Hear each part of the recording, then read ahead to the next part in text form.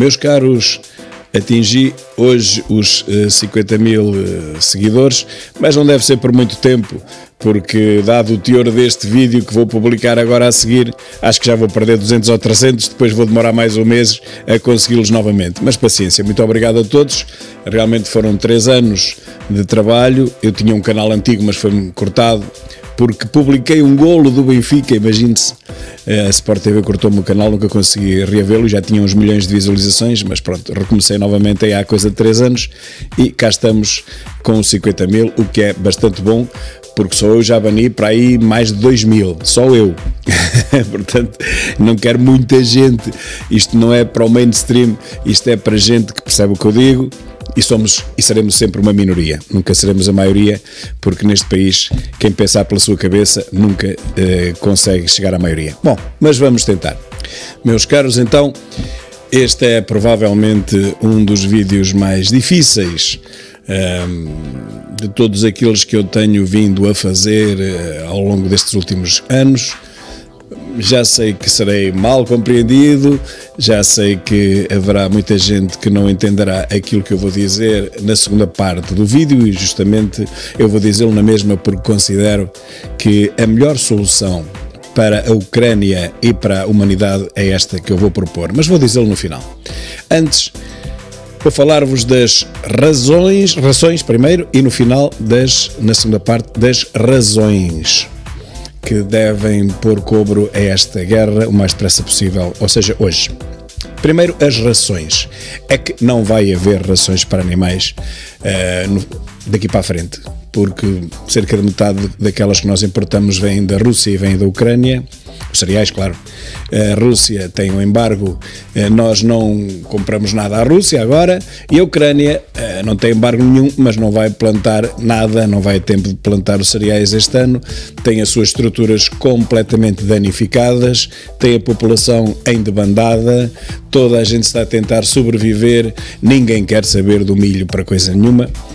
A Polónia, a Roménia, talvez a Hungria vão receber uma sobrepopulação, que são os refugiados da Ucrânia, que parece que podem chegar aos 10 milhões e, portanto, vão bloquear os cereais que lhe couberem e que eles próprios produzem e, portanto, não vamos conseguir ter rações para animais no próximo ano, pelo menos, vindos da Europa.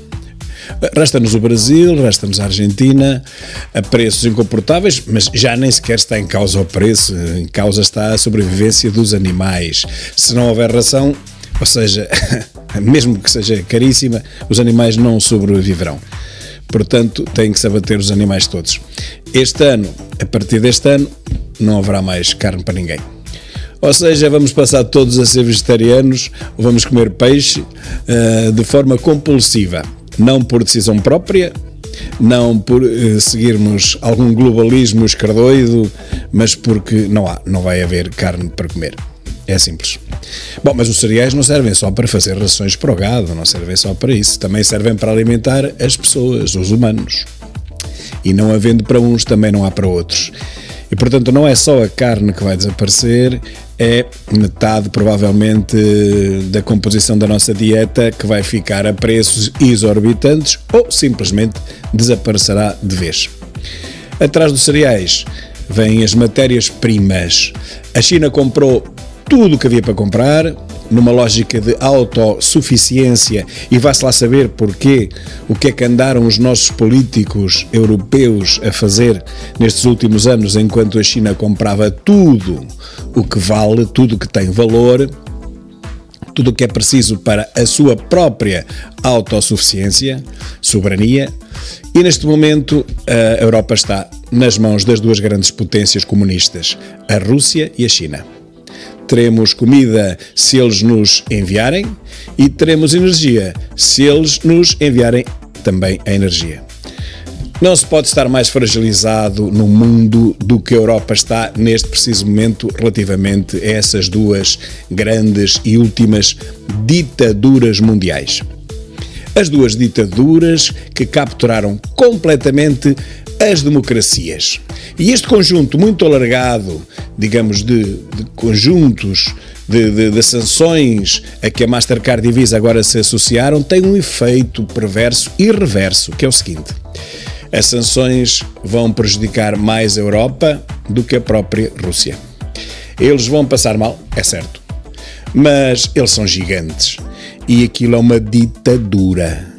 Nós vamos passar tão mal ou pior do que eles, com mais um problema acrescido, é que a Europa é constituída por democracias e só isso fragiliza completamente cada um dos países.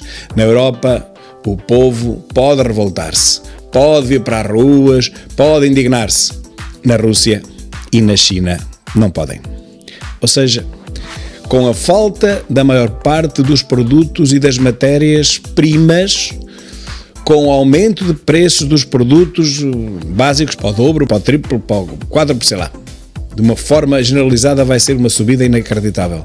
Com os protestos que se prevêem, e basta dizer, por exemplo, que a energia na Alemanha só este ano já aumentou 3 vezes. O povo vai aguentando porque vai percebendo que existe uma guerra. O que eu acho que ele ainda não percebeu é que esta guerra não é só entre a Rússia e a Ucrânia. É uma guerra comercial, é uma guerra pela sobrevivência, pela comida entre a Rússia, pelo menos a Rússia e a Europa, que se pode estender ao bloco Rússia-China, as duas maiores ditaduras do mundo, e a Europa, o conjunto maior de democracias do mundo. E não preciso de vos perguntar quem é que acham que vai ganhar. Pois não? E aqui faço a ligação para o segundo assunto e o mais grave deste vídeo. Como se o primeiro já não fosse suficientemente importante e grave, o segundo ainda é mais. É que vou começar com uma pergunta.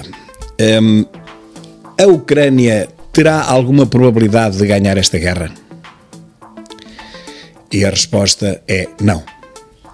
Pode resistir mais uma semana, pode resistir mais um mês, pode resistir até 2. Quanto mais tempo resistir, mais militares e mais civis morrerão. Mas o desfecho, esse está certo e garantido.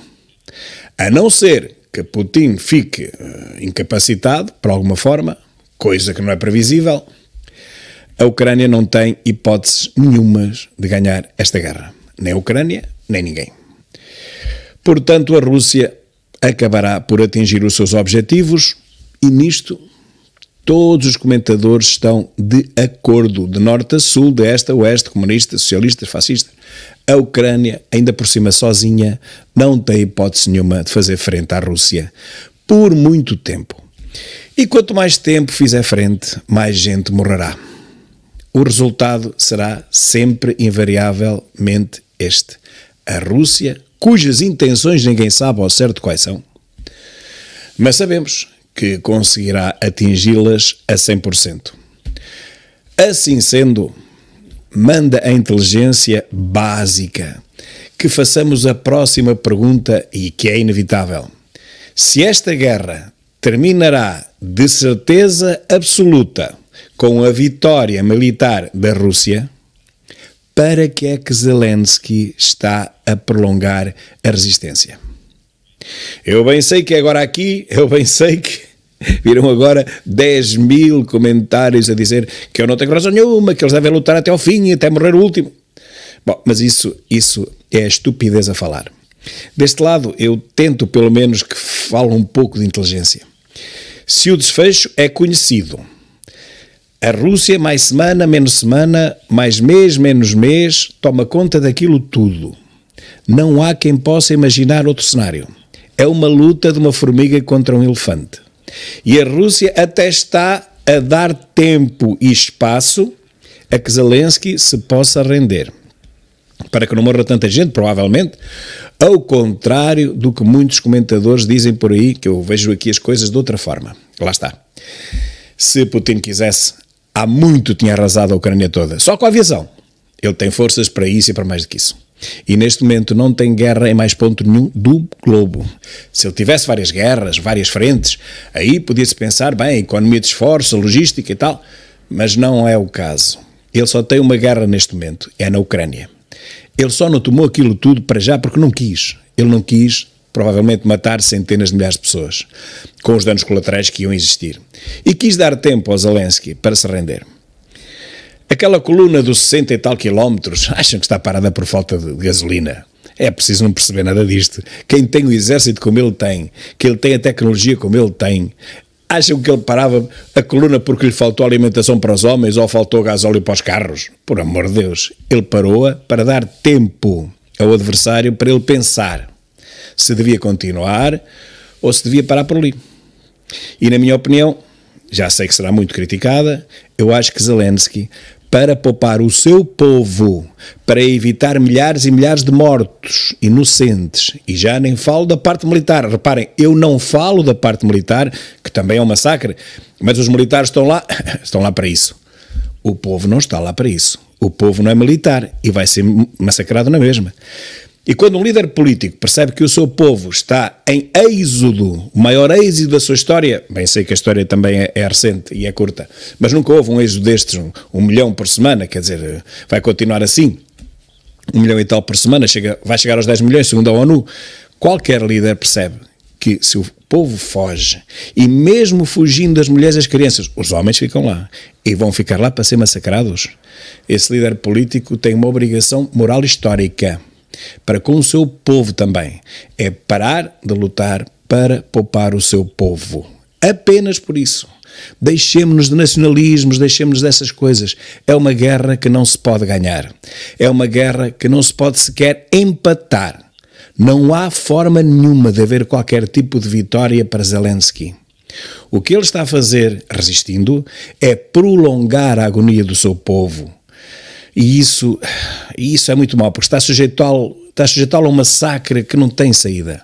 A União Europeia nunca vai interferir, isto é uma manobra militar, é a ocupação de um território que não pertence à NATO, ponto final, portanto a NATO não vai intervir, os Estados Unidos não vão intervir, a União Europeia não tem exército, não vai intervir, a própria ONU, pessimamente comandada pelo pior dos seus secretários-gerais, Gugu, tem uma força de manutenção de paz, sim, são os capacetes azuis, mas isso é para rir. Ele não vai meter os capacetes azuis no meio daquela guerra, obviamente.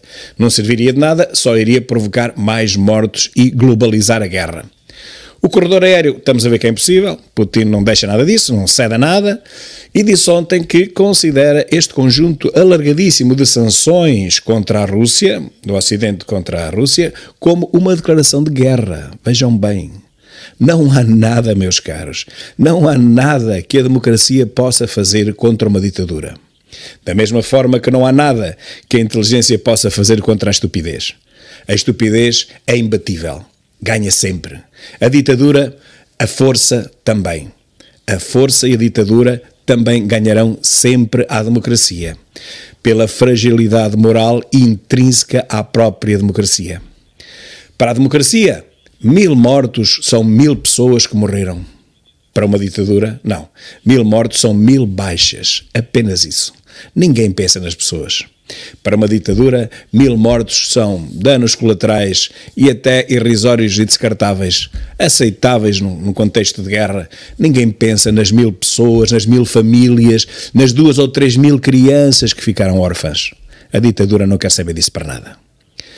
Resumindo, se a guerra terminar hoje, não morrerá mais ninguém amanhã. Se a guerra continuar, todos os dias vão morrer homens, jovens, vão morrer crianças que ainda não conseguiram fugir da Ucrânia, e vai ser uma desgraça total a cada dia que passa. Quando depois o resultado afinal será sempre o mesmo. Se eu conseguisse falar com o presidente da Ucrânia, eu pediria que parasse com a guerra imediatamente, a bem do seu povo, que se reunisse com Putin, que percebesse o que é que ele quer e, na medida do possível, historicamente, ele deve ceder, porque a história registará sempre o seu esforço, o esforço que ele fez até agora. Mas a Rússia não para, Putin não para. Já mostrou isso claramente. Oportunidades já foram dadas e ele não para. Ele é um comunista, ou é um fascista, ou chama-lhe, se calhar as duas coisas, que isso é quase igual, e portanto ele não para. Não lhe interessa se já morreram 11 mil soldados, ou vão morrer 15, ou 20, ou 30, ou 40. Isso para ele, isso é perfeitissimamente a mesma coisa. Ele não para, nem nunca parará. Portanto, o desfecho desta guerra, meus caros, é o único que é o previsível. Zelensky não pode fazer outra coisa que não seja reunir o mais depressa possível com Putin, com o ditador, perceber o que ele quer e fica na história como tendo feito todos os esforços possíveis e imaginários para limitar as perdas de uma guerra que ele não pode ganhar. A guerra ele não a pode ganhar, mas pode evitar que 1 milhão ou 2 milhões de ucranianos venham a morrer inutilmente. Isso é que está nas suas mãos. Parar hoje é salvar a vida, provavelmente, de milhões de ucranianos. E o futuro cá estará. O futuro cá estará e a história cá ficará para registar o esforço que o homem fez. O esforço meritório, tentar defender o seu país, o seu território, mas não pode defender o seu território à custa do extermínio do seu povo. Portanto, Zelensky, seja inteligente, converse com o Putin, tente negociar cada migalha que ele possa conceder, isto é mesmo assim, estabeleça o acordo possível e pare com a matança do seu povo. Pare com o extermínio do seu povo. Não é você que o está a exterminar, bem entendido, é Putin, toda a gente sabe, mas também todos sabemos que esse ditador nunca acabará com a matança. Esse papel histórico não lhe cabe a ele. Esse papel histórico de evitar centenas de milhares ou mesmo milhões de mortes, esse papel histórico é o seu.